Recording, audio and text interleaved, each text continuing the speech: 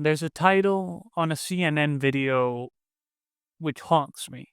Strangely, it's not one of those videos of death and destruction overseas, the worst war footage that YouTube will allow you to post. Instead, this video is titled "The Scream That Doomed Howard Dean." I will play this video in its entirety. And you know something? You know something? Not only are we going to New Hampshire, Tom Harkin, we're going to South Carolina and Oklahoma and Arizona and North Dakota and New Mexico. And we're going to California and Texas and New York. And we're going to South Dakota and Oregon and Washington and Michigan. And then we're going to Washington, D.C. to take back the White House. Yeah! Hi, I'm George Westcott. The weirdest thing about this video is that this is what I think about when I go to sleep. Not the videos of car crashes, of war crimes, the ongoing genocide in Gaza. Instead, it's a man from Vermont making a speech a little bit too passionate and a scream a little bit too funny. This scream seemingly marking the end of his political career. I recognize that this energy might be better spent elsewhere. I would rather think about the world collapsing, the terrorists, the chance of World War III, but instead when I close my eyes, when I am ready for slumber, I think about Howard Dean. Yet I still lie awake, haunted by this video and its title. Maybe it's the word doomed, or maybe it's this idea that I am watching the end of someone's political career. I think about this video more than I probably should. I think this video is largely cut out of popular discourse. It had a resurgence in 2016 during the first Trump campaign, but it has seemingly been cut in this current media landscape, a long-forgotten remnant of a day gone by. Yet, I think it's a fundamental bit of information, an essential text to the way that we understand our current socio-political context. In a day and age where internet virality is one of the most useful tools in politics, it's maybe interesting to create a retrospective on the US politics first meme.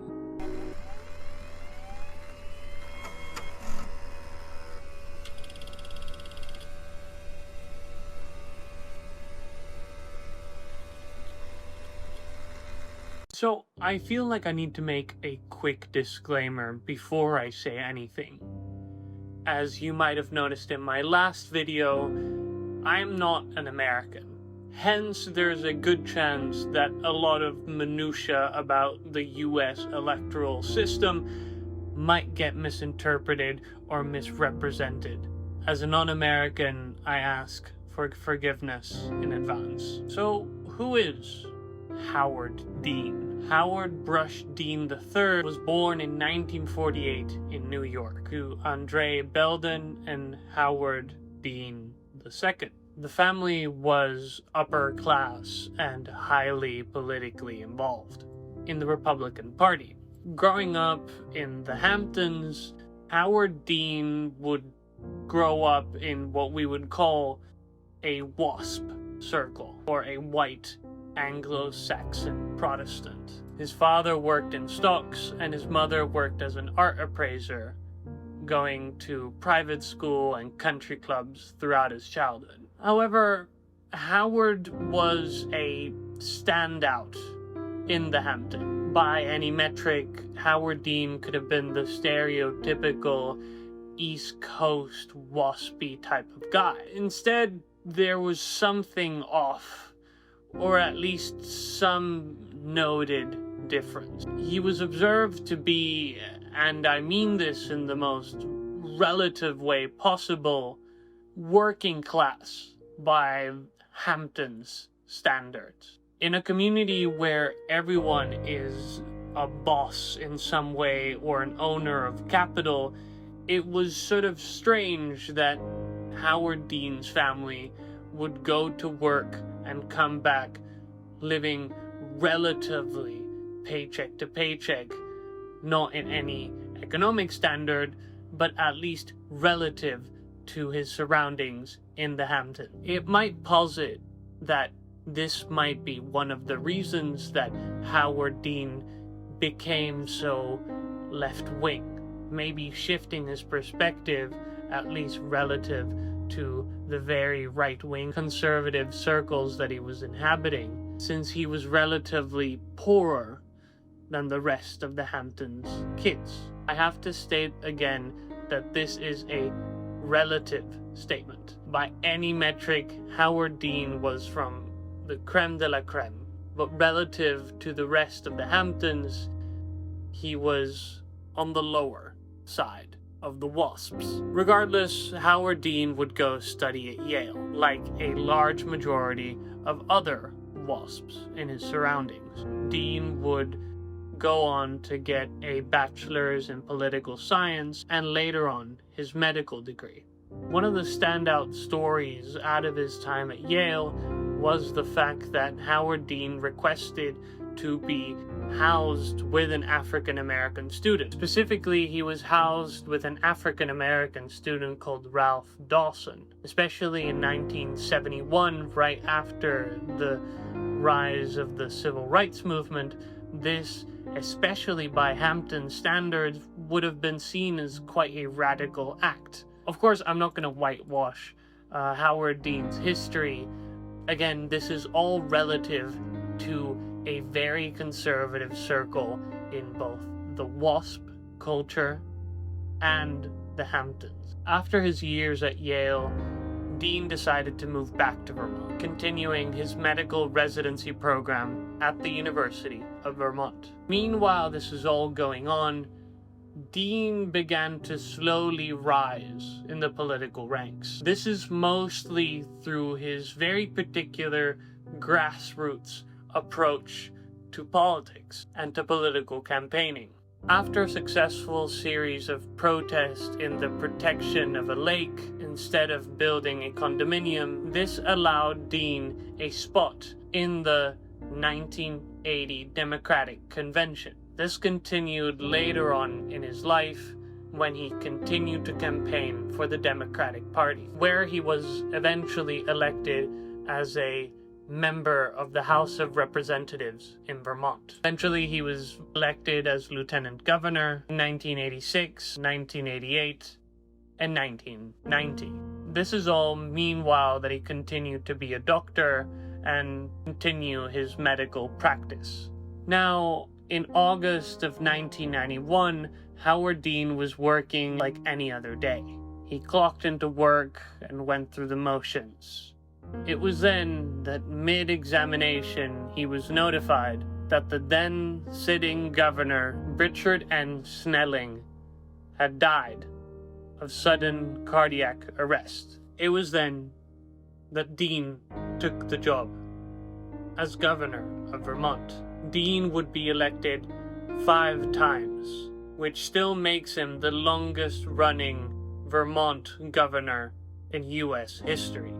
His stay in office is interesting in its own right, and you could make a separate video on it, but this is not the focus. But to summarize, throughout his stay as governor, he increased social welfare through the Dr. Dinosaurs program, and in the year 2000, when the Supreme Court decided that exclusion of same-sex couples was unconstitutional, Dean signed it into law. So, suddenly, and this is what Dean currently is known best for, Howard Dean ran for president. At the start of his campaign, he claimed that his decision to run for president was a long shot. In 2003, Howard Dean stood in Burlington, Vermont, and spoke. Howard Dean heavily opposed the unilateral support for the ongoing invasion in Iraq. He specifically said, and I quote, "What I want to know is what in the world so many Democrats are doing supporting the president's unilateral intervention in Iraq."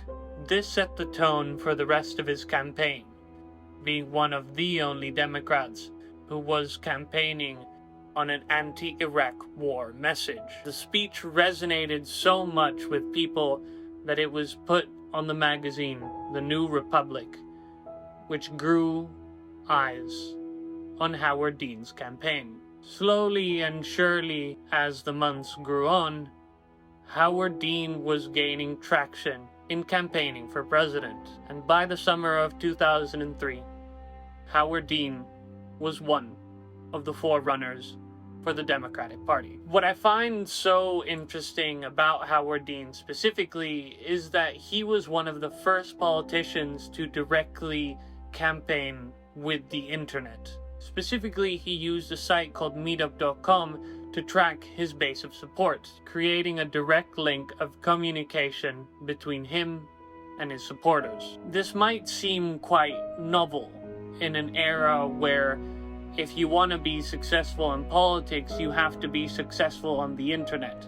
But to a growing culture of internet usage, campaigning with the internet was strangely revolutionary. It is said that Barack Obama was heavily inspired by Howard Dean's use of the internet during his campaign for presidency. Howard Dean ran on several issues throughout said campaign. This included universal health care and fiscal responsibility. However, being one of the only Democrats that was heavily against the Iraq War meant that Dean was mainly seen as such, and hence, as his campaign grew, he became more centered on being the anti-Iraq war candidate. Following this, he slowly started to gain more and more endorsements. Ex-Vice President Al Gore endorsed Howard Dean in 2003, followed by a series of senators such as Bill Bradley, Tom Harkin, and Carol Moseley Brown. Tom Harkin called him the Harry Truman of our time, the kind of plain-spoken Democrat we need. According to Dean's political team, the growing base of support and endorsements made them feel overall Dean was growing at an incredible pace. He was even on the front page of Times magazine in 2003. I don't think that Time magazine is the best at reflecting what we would call good people, but it definitely reflects a growing Howard Dean popularity. However, as much as Dean seemed invincible, he was fighting a tough match. Against him stood two political candidates. Important to mention is John Kerry, a competing senator at that moment. John Kerry was a more stable candidate. According to Esquire, he was more of an institution Democrat in comparison to Howard Dean, who was more of a left-leaning populist. The big moment came during the 2004 primaries. The first state to vote in the US is Iowa, and the Iowa caucus meant the start of the Democratic primaries. Whoever would be elected would be running against the then standing President George Bush.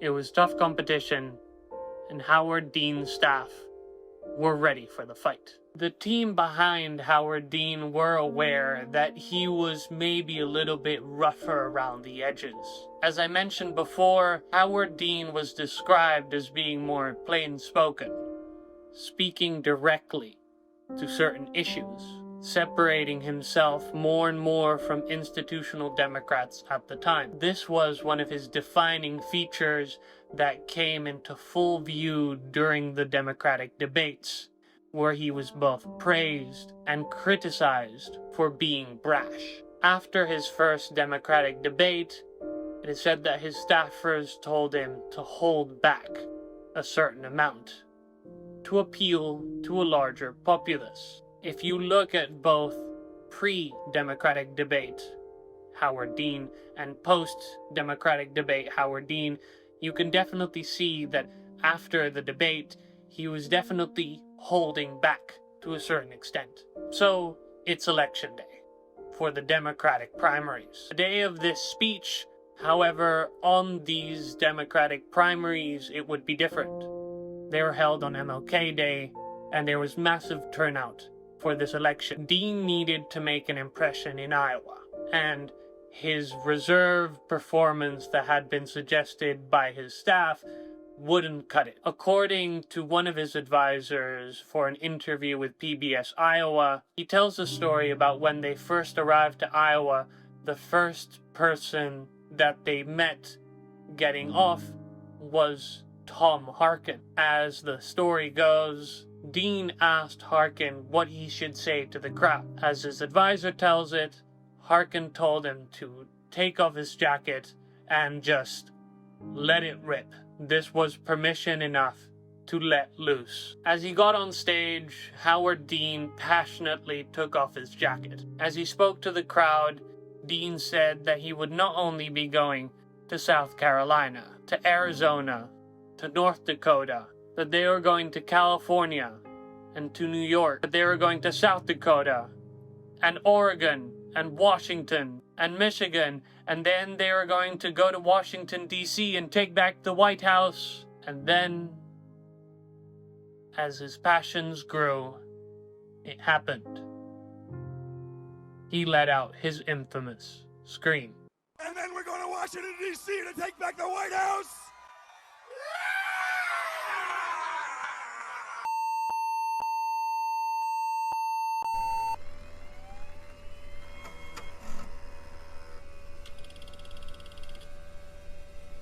So, to say that the scream was impactful would be an understatement.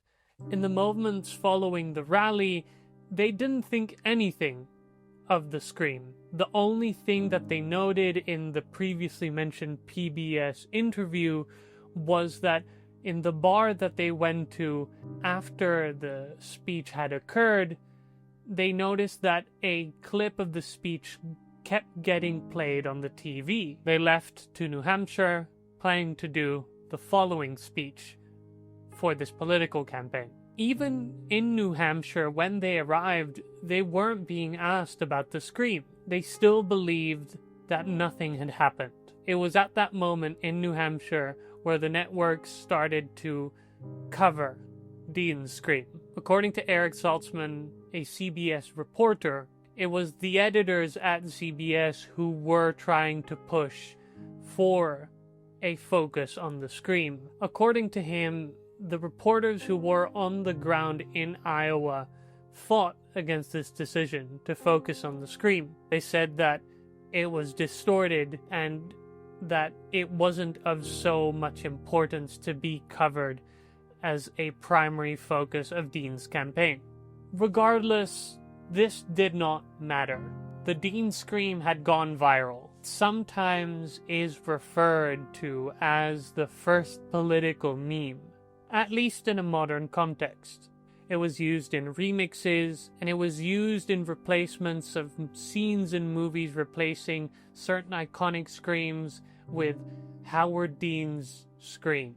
It is still sometimes referred to as the I Have a Scream speech, because it was done on Martin Luther King Day. The clip was aired a total of 633 times in the 4 days following the speech. The Dean scream was officially a phenomenon and had now become the sole focus of Howard Dean's campaign.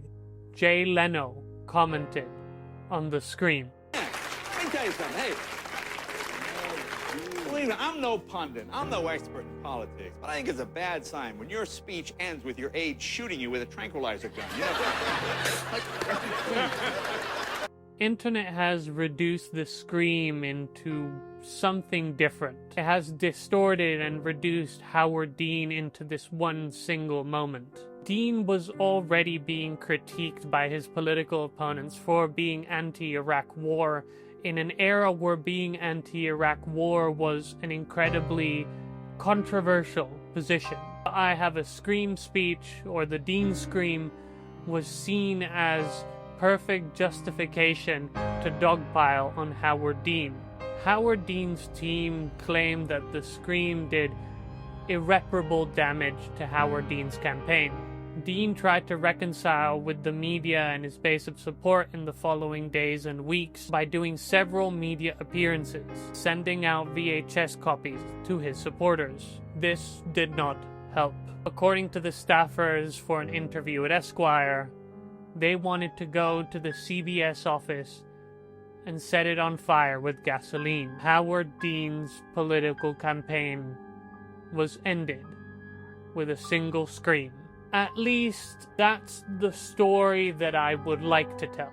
There's a key detail about this entire story that I have been lying about. Howard Dean had lost the primary in Iowa before he went on stage for his speech. He had come third in the Iowa race. The Dean Scream speech was organized as a follow-up for the placement in the campaign in an attempt to gain favor with the general public. A lot of historians and researchers have claimed that the Dean Scream was not as important to Dean's fall. The idea was that Howard Dean was already on a losing streak with the increasing anti-Dean media that was being propped up by his political opposition. According to these historians, Dean had very little chance of winning. In addition, Howard Dean's campaign suffered from a lot of organizational issues and budget issues, which was causing certain crises with his base of support. They were too focused on winning this Iowa election and hence had lost touch with the rest of the country. According to a 5038 section in 2016, Dean was not doomed by the scream, but instead by coming out third in the Iowa race. Yet, this is still the dominant narrative, that Dean was doomed by his speech. The title on the CNN video, even though there is an abundance of evidence to the contrary, is still the scream that doomed Howard Dean, and not the scream that reflected Howard Dean's slowly collapsing political campaign. Additionally, if you go on TikTok, you still see certain content creators spreading the story that Dean was seemingly doomed by this scream. Even the idea of it being doomed is just not true. Dean, even to this day, even though I think he's partially retired, is still heavily involved in politics. Dean went on to become the chair for the Democratic National Convention. He has also written several best-selling books. This is far from doomed. Even with this said, when you look up Howard Dean, one of the first search results will be the scream that doomed Howard Dean. We continue to reduce his achievements and career into this one single moment. This is what is left behind when the dust settles. Regardless of it being disputed by academics and historians, if you think of Howard Dean, you think of the Dean Scream. Last month, I began to take medication for my anxiety. I've had several issues with sleep, and when I started taking this medication, I stopped thinking about my worst anxieties. I was okay to lie in bed and just think. But instead of doomeristic thoughts and pondering about how my life is going to end, the thoughts that came to my head were about Howard Dean. I still think about this man and his legacy and how his whole life has been reduced to this one moment. I have definite qualms with his political career, and I'm not here to make this grand defense of Howard Dean's politics, but there's something to be said about the way that his life has been reduced to this one single moment, even though it has been disputed by anyone who has a vested interest into this story. Why is it that when you go into YouTube, you will find a CNN video titled "The Scream That Doomed Howard Dean"? My attempt with the rest of this essay is to answer this question. Why do we continue to believe that this scream was his doom.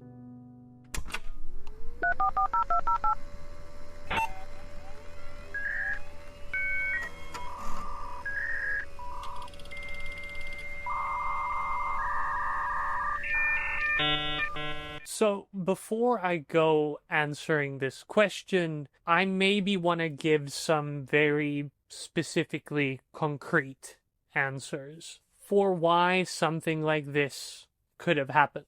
Of course, there are a couple elements to it. An opposition-fueled media frenzy in order to discredit an anti-Iraq politician at the peak of the Iraq War. Howard Dean was one of, if not the biggest, anti-Iraq War Democrats out there. One can easily point towards this as the perfect justification for the press, for a smear campaign. This for political reasons in trying to discredit an anti-war position was the story which stuck.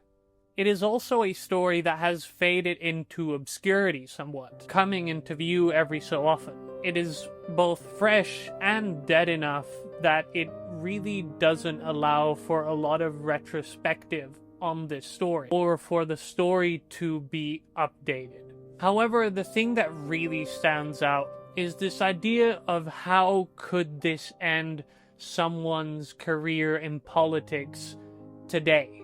I don't want to sound too preachy about modern politics, but this video, this scream, and this whole story is a strange experience today.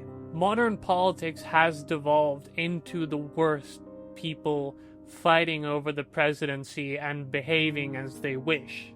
This is not only an American issue, but one worldwide. Politics in the modern era definitely feels like we've devolved in some way. Furthermore, with our desensitization to media, we have become numb to behavior like this. And watching Howard Dean and the fallout of this one specific scream is like a blast from the past, to say, in some way. A past wherein someone's career can go down because of a weird scream, in a culture where the strangest of screams are rewarded. The modern media landscape rewards bad behavior. I don't think that this is a controversial take. I, however, am not a proponent of respectability politics. The idea that people must conform to the dominant norms and culture in order to get societal acceptance, rights, or credibility. The issue that I have with respectability politics is the way that it interacts with minorities and oppressed groups, that it discredits them and pushes them out of any form of power or representation for themselves, that these forms of expression are repressed. What I refer to with this issue is that politicians, in the advent of social media, are allowed to act in more socially unacceptable ways in order to A, bring attention to themselves in an attention-deficient economy, but also B, to appeal closer to the hearts through this new rise in populism. In response, politicians, especially those who are leaning towards conservative or the new right, are allowed to act in antisocial ways. Looking at Howard Dean, we are shown how far down we've gone, how far the culture has steered away from what was before, and how desensitized we've become to the behavior that we're shown on a daily basis. Whenever you go into the comment sections of a post of Howard Dean's scream, you'll get a ton of comments of like, you know, how could this have happened? This would have just been another blip in the current political landscape, and how far have we gone down? In fact, this was a time where we were less exposed to populism. Howard Dean was always described as one. And this video demonstrates a completely foreign reaction culturally to this sort of populist behavior, to this political theater that has become so commonplace. This is the main reason why it made a resurgence in 2016 in the face of the Donald Trump campaign and the conversations that we were having around the sudden resurgence of populism, especially in the United States. Howard Dean was an interesting talking point in that history. On a less maybe poignant note, there is something intrinsically funny about the Dean scream. I'm not so dull to deny the humor in this funny scream.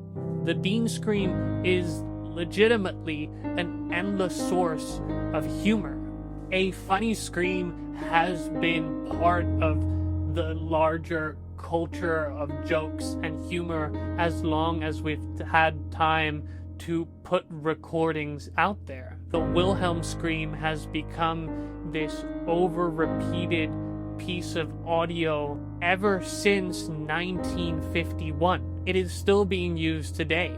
The screaming goat was a mainstay in mid-2000s internet humor, and Howard Dean fits perfectly into this tradition. What I ask though is, why this career-ending element? Why this narrative? Why is this one the one that stuck? Howard Dean's life and campaign don't fit a perfect story. I can dramatize it, and I can cut certain elements of it in order to make a better story. This is something that just naturally happens in any historical endeavor with a narrative focus. We naturally embellish certain elements, and just from the nature that we can't exactly replicate a story, we are going to cut something. Just now, earlier in this video, I cut the fact that Howard Dean had lost the Iowa election in order to increase the importance of the scream. And it makes a better story. However, if you look at the campaign, it's just sort of fizzling out, with the scream being just this one funny detail. Howard Dean's story doesn't seem as exciting. The scream doesn't feel as relevant. This piece of media which went so viral loses meaning. It loses importance. If we tell the story through the lens of a campaign-ending scream, it would then become a good story in some sense.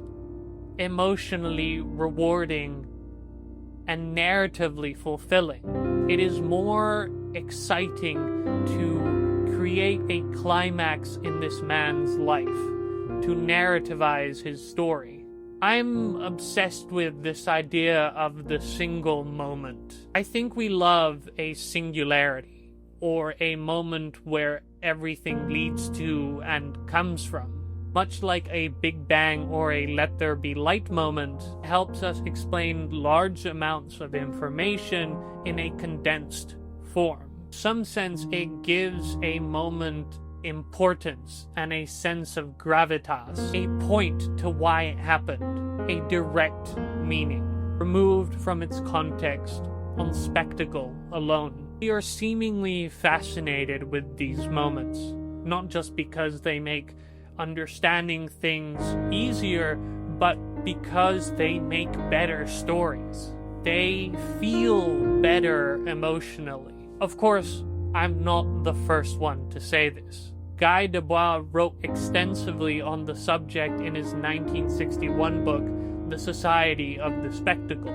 In it, he argues that in modern societies, the representation of reality has overtaken reality itself, that we no longer experience events directly, we consume them as images, as performances. Furthermore, he directly points to how the spectacle has directly obscured our relationship with reality, and it serves as a lens from which we look at said reality. We understand our past, our present, and our future through the lens of spectacle. It is spectacle, single moments and shorthands as ideology. It is maybe best to exemplify what I mean with this? I sometimes think about the way that we explain World War I to people. We tell it through the lens of it having begun with the assassination of Archduke Franz Ferdinand. While it is largely true, it is shorthand. It is focused on spectacle. It gives the start of the war a start with spectacle. It is easier to explain this one single bursting moment that led to the war rather than explaining all the different power relations that were building up towards World War I. It is not only maybe easier to explain, but it is also more emotionally fulfilling. It makes a better story. It makes more sense to explain it through the single moment. This moment, which is no longer part of its larger context, but serves as the direct explanation for why World War I happened.